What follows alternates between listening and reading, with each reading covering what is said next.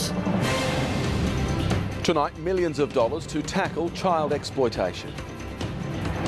Farmers furious as riders wreak havoc in cane paddocks. And rare adult sharks caught for the first time. Good evening to you. Officers behind the arrest of some of the world's most wanted pedophiles say the Far North will be monitored more closely. The state government's multi-million-dollar investment into a new task force will ensure Cairns has detectives permanently based in the region. Cane farmers are pleading with trail bike riders to stay off private property amid concerns rogue riders are an accident waiting to happen. Police have issued a number of trespassing infringements, but landowners say the problem is getting worse. Well, as we saw in those lovely shots there, a bit of rain, a fair bit of cloud around today. Let's check in with Hannah now just to see how long they're sticking around for. Hannah. Well, Paul, we will continue to see some thunderstorms tonight. Tomorrow and Friday looking a little bit more settled with just a couple of showers here and there. And then some thunderstorms will yet again return into the tropical parts of Queensland over the weekend. I'll be back a bit later with all the details. Hannah, thank you for that. Coming up next, the search for new Army recruits. A Cairns racing heavyweight backflips on his decision to quit.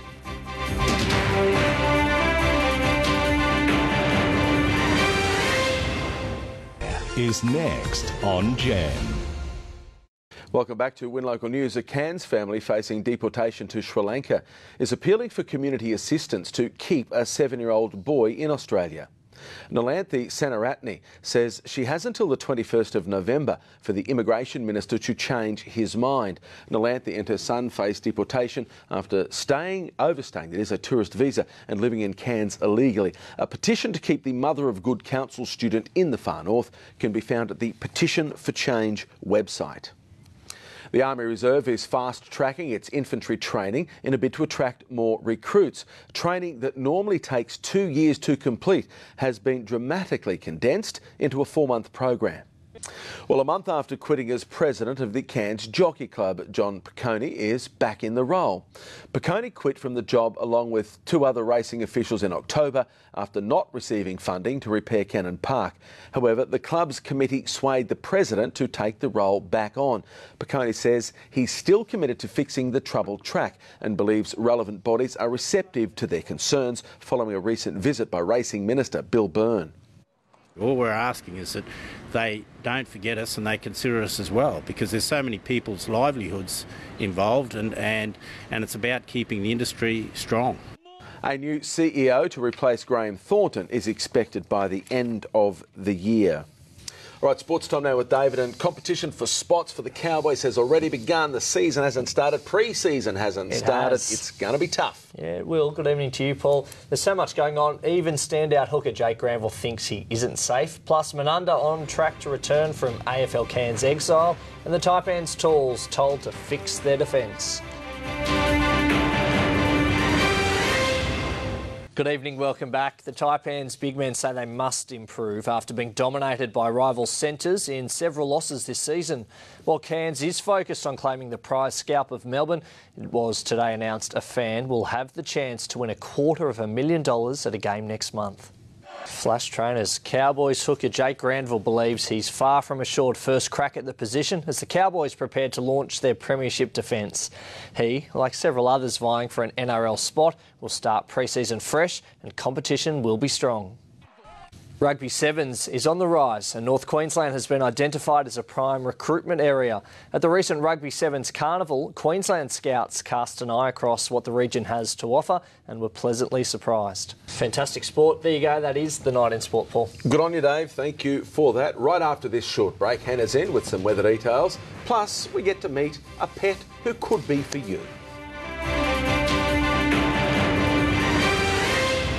Good evening, everyone. We have got some showers and thunderstorms forecast tonight for the tropical coast. We will generally see some clearer conditions develop into tomorrow and Friday. Still a couple of showers here and there with maybe some inland storms, and those storms will yet again spread towards the coastline into the weekend.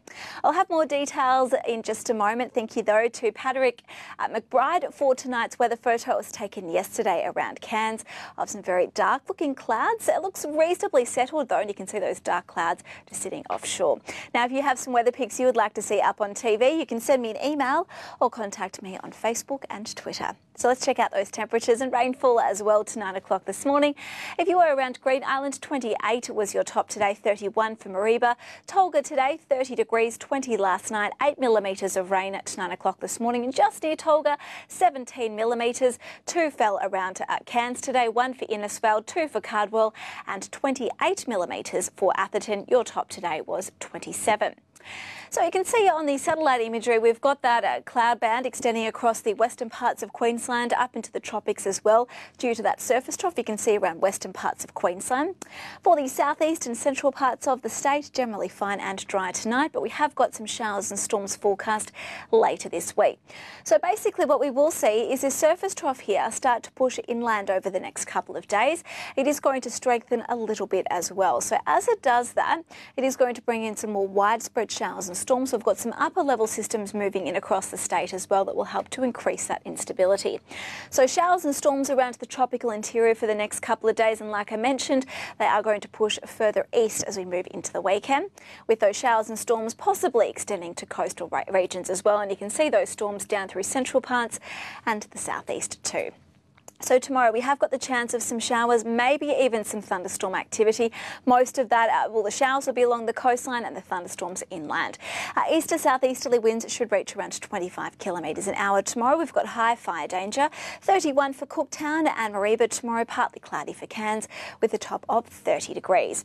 We have southeasterly winds up to around 10 to 15 knots. Seas and swell tomorrow around 1 metre. That swell is coming in from the southeast.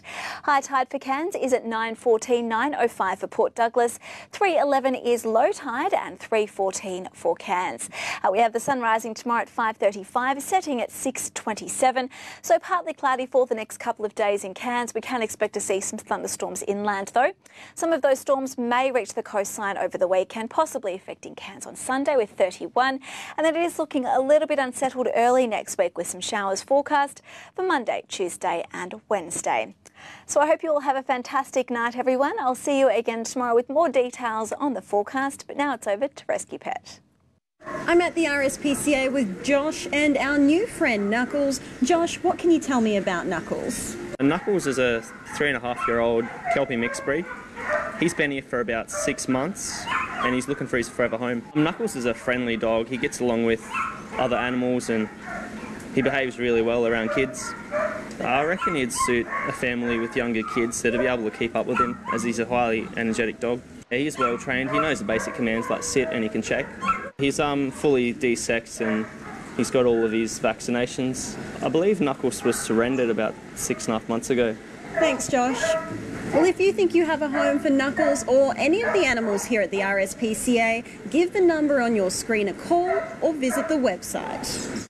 Change that dog's name to David. It knows how to sit on command. Brilliant stuff. Well trained. Nice leash too. Looks European. Burberry or something. All right, that's our look at the news for tonight. We thank you for your company. We'll be here tomorrow from 7 o'clock to do it all again. See you then. Good night. Good night. This has been a Win News presentation. Win News, Regional Australia's #1 news source.